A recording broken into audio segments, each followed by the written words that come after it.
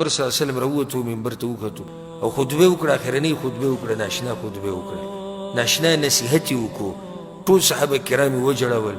ټول غمجن شو او په هغه خطبه کې پیغمبر صلی الله علیه وسلم دا وی که د چا په ما باندې دینار او درهمي نو نن دې ما سره خبرې وکړي ځکه چې سبا نه دینار شي نه درهم شي او که ما د چا سره څه زیاتې کړی څه ګزار مې پې کړی او زما نه بدل اخیسته غواړي نو نن ما نه بدل واخلئ ګوره سبا به هېڅ هم نه وي په دې کې عکاشه رضی الله عنه راپاڅېدو یا رسول الله زه قصاص اخیسته غواړم بدل اخیسته غواړم صحابه کرامو هغه ته وکتو حیران شو په ژړا شو چې دا څه ساده سړی دی پیغمبر صلی الله علیه وسلم دې بیمارۍ ته وګوره دې حالاتو ته وګوره او دی وایي زه بدل اخیسته غواړم پیغمبر صلی الله علیه وسلم ورته ویل څه بدل اخلي وی یا رسول الله په یو موقع باندې تا د جهاد دپاره صفونه برابرول او زه پکې ولاړو او تا سره غشی په لاس کې او دا ملګري دې پې سیده کول او زما دا تشې تا په غشي واله او زه دې خوږ کړی وم زه د هغې بدل اخیسته غواړم رسول الله صلی ورته ویل صحیح شو خپل تشی مبارک پیغمبر صلی الله علیه وسلم ښکاره کړو داسې یو عدل والا انسان او داسې عجز انسان او داسې انصاف والا انسان الله سبحانه وتعالی چې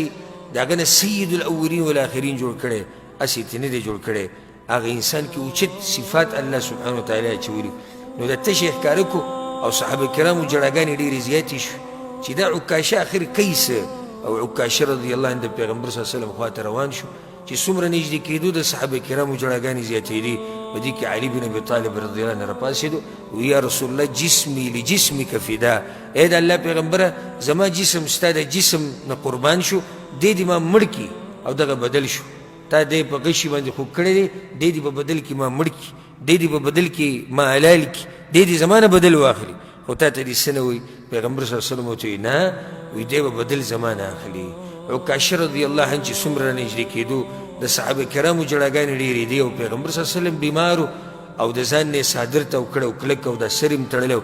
عکاشه چې څنګه راغی د پیغمبر صلی الله علیه وسلم نه تاو شو او دا تشې یې ولسم ښکل کړو او دا خېټه یې وله ښکل کړه پیغمبر صلی الله علیه وسلم ورته ویل عکاشه ته څه کې تا خو وایي چې زه بدل اخلم وی یا رسول الله بدل به تاسو نه څوک اخلي خو ته چې راکمې خبرې کوې داسې ښکاري لکه د دنیا نه چې روانې نو ما دا غوښته چې زما او ستا اخرنی ملاقات داسې وشي چې زما سرمن ستا د سرمنې سره ولګي صرف دې دپاره مې دا خبره وکړه او د صحابه کرامو جړاګانې ډېرې شوې دا د پیغمبر صلی الله علیه وسلم هغه خطبه وه چې دې نه بعد بیا پیغمبر صلی الله علیه وسلم بله خطبه نه ده کړې دغه شان پیغمبر صلی الله علیه وسلم په آخري ورځو کې جومات ته راوتی بند کړو ځکه چې جومات ته نشو راوتی او د هغه په ځای باندې به بیا ابوبکر صدیق رضی الله عنه امامتي ورکوله اخرنی سحر چې کوم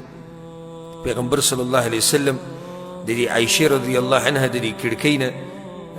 کپړه اوچته کړه او صحابه کرامو ته وکتو انس بن مالک رضی الله عنه وی پیغمبر صلی الله علیه وسلم مسکی او داسې ښکلی ښکارېدو لکه د نور یو ټوکړه چې وه او یې نږدې و چې زموږ دا مونځونه خراب شوی دی او خوشحالۍ د لاسه چېرې پیغمبر ډېر ورځې بیماري تېره کړه نن ښه شوی دی وی په دې کې ابوبکر صدیق رضی الله عنه شاته کېدو پیغمبر صلی الله علیه وسلم ورته اشاره وکړه وی په خپل ځای باندې پاتې شي زه نشم دروتی دا اخرنی نظر و چې پیغمبر صلی الله علیه وسلم خپلو صحابه کرامو ته کړی او دا مسکی په دې باندې شو کپړه اوچته کړه ویې کتو که سبا له زه نه یم نو دوی بیا هم لمونځونه کوي که سبا له زه نه یم دوی بیا هم جوماتونو ته راځي که زه دې دنیا نه لاړ شم دوی بیا هم جهادونه کوي که زه دې دنیا نه لاړ شم دوی بیا هم دعوتونه کوي پیغمبر صلی الله علیه وسلم په خپل تربیت باندې مطمئن شو چې کوم تربیت یې صحابه کرامو له ورکړی کوم فصل چې پیغمبر صلی الله علیه وسلم کړلی و په هغې باندې مطمئن و چې که سبا له زه نه یم وګوره دا جومات زه پکې نه یم خو ډک دی او دا د پیغمبر صلی الله علیه وسلم اخرنی نظر و صحابه کرامو ته او پیغمبر صلی الله علیه وسلم چې دغه کپړه راواچوله د دې کړکۍ ده نو بیا پیغمبر صلی الله علیه وسلم نه ده اوچته کړې صحابه کرام په دغه ورځ ډېر خوشحاله شو او دا سوچ یې وکړو چې راشه پیغمبر صلی الله علیه وسلم ښه شوی دا خو مسکی و راشي نن پکې کارونو له وځئ سبحان الله هغوی به کارونو له نه وتو د پیغمبر د بیمارۍ د لاسه ټول به د پیغمبر په خوا کې ناست وو د هغه عیادت به یې کوو د هغه تپوس به یې کوو په دغه ورځ هغوی مزدورو له لاړو په دغه ورځ هغوی تجارتونو له لاړو په دغه ورځ هغوی کارونو له لاړو او کله چې د دوحا دا ټیم شو د غرمه چې کوم ټیم کې اول راخیږي نو دغه ټیم کې تقریبا 9:10 بجو کې پیغمبر صلی الله علیه وسلم باندې تکلیف ډېر زیات شو او فاطمه رضی الله عنها د پیغمبر صلی الله علیه وسلم لور هغه د پلار سره ناسته او پر پلار باندې دا سخته نیش ولیدې نو اواز یې وکړو چغې یې کړه وا کرب ابتا هلې زما په پلار باندې سخته ډېره شوې ده پیغمبر صلی الله علیه وسلم ورته وی لیس علی ابیکی کرب بعد اليوم لور خفه کېږه مه، د نن نه بعد به ستا په پلار باندې سخته نه وي، د نن نه بعد به ستا پلار ته راحتونه میلاویږي، د نن نه بعد به ستا پلار ته خوشحالیانې میلاویږي، د نن نه بعد به ستا پلار ته هغه اوچت نعمتونه میلاویږي. دغه ټیم کې پیغمبر صلی الله علیه وسلم یو لوښی د ځان سره ایښودی او په هغې کې کپړه ایښودې وه او کپړه به یې په هغې کې لمده کړه او په دې خپل مخ باندې به کېښوده او دا به وي لا اله الا الله ان للموت لسکرات، لا اله الا الله، یقینا وي د مرګ سمه زوروره سخت دی. په پیغمبر باندې سخته ډېره وه، ځکه عایشه رضی الله عنها وی په پیغمبر باندې چې ما کومه سخته د زنکدن لیدلې وه دا سخته نه مخکې په چا راغلې ده او نه به بیا په چا باندې راشي. دومره ناشنا سخته به پیغمبر راغلې وه چې دا کپړه به یې په دې مخ باندې ور واچولو دا مخ به یې پټ کړو. په آخري وخت کې پیغمبر صلی الله علیه وسلم د عایشې رضی الله عنها د مرۍ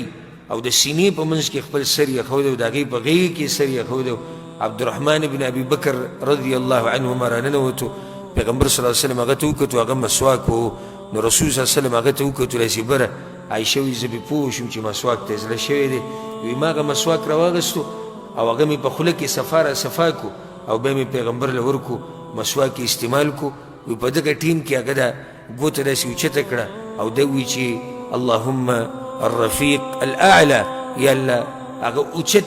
ځای مې خوښ دی، هغه ځای مې خوښ دی چې کوم ځای کې شهیدان دي، په کوم ځای کې پیغمبران دي، په کوم ځای کې نیکان دي، په کوم ځای کې صالحین خلک دي، هغه اوچت مجلس مې خوښ دی. نو دغه ځای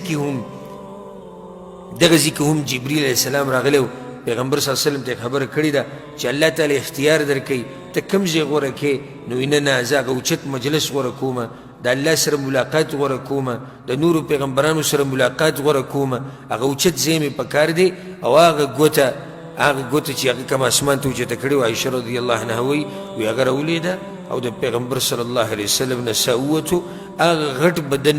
هغه بدن چې 30 کاله یې سختې تېرې کړې وې د هغې نه ساووتو، هغه غټ زړه چې هغه د هر چا دپاره کوله و، هغه زړه چې هغه د صبر نه ډک و، هغه زړه چې هغه د ایمان نه ډک و، هغه زړه چې هغه د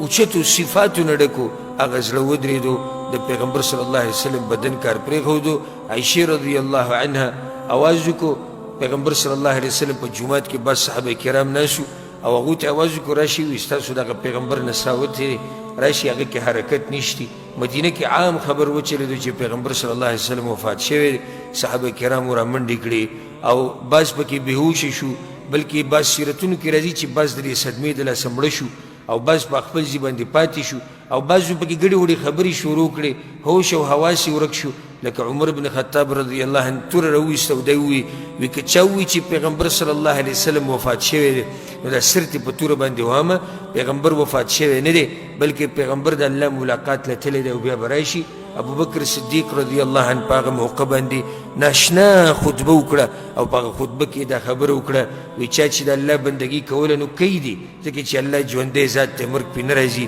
او که چېرې د پیغمبر بندګي کوله نو پیغمبر صلی الله علیه وسلم وفات شوی دی. هله صحابه کرام کوم چې پکې یعنې په صدمه کې وو هغوی په هوش کې رالو چې او پیغمبر صلی الله علیه وسلم وفات شوی دی. نو دا د پیغمبر صلی الله علیه وسلم د دنیا نه تګ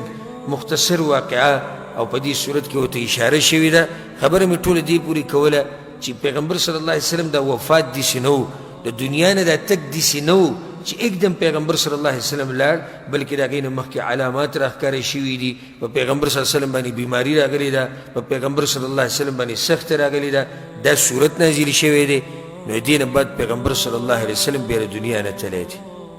اذا جاء نصر الله والفتح، کله چې راشي مرسته د الله او فتح د مکې، ورأيت الناس يدخلون في دين الله، او وینې ته خلکو لره چې ننوځي په دین د الله کې افواجا ډلې ډلې. حدیث کې دا راځي چې کله الله سبحانه وتعالی مکه فتح کړه، په صحیح بخاري کې د روایت ته د عمرو بن سلمه رضی الله عنه وی عربو انتظار کو د مکې د فتح کېدو، او دا به وی که چېرته د مکه د پیغمبر فتح کړه نو بیا موږ به هم اسلام قبول کړو، ځکه چې بیا سړی په حقه دی، او که فتح یې نه کړه چې موږ به په خپل دین باندې پاتې شو. نو دې ورځې ته د ټولو انتظار و. کله چې دا مرسته د الله له طرف نه راغله او مکه فتح شوه نو خلک بیا فوج در فوج ډلې ډلې په دین کې ورننوتي دي. مکه په کوم کال کې فتح شوې؟ 8 کال کې.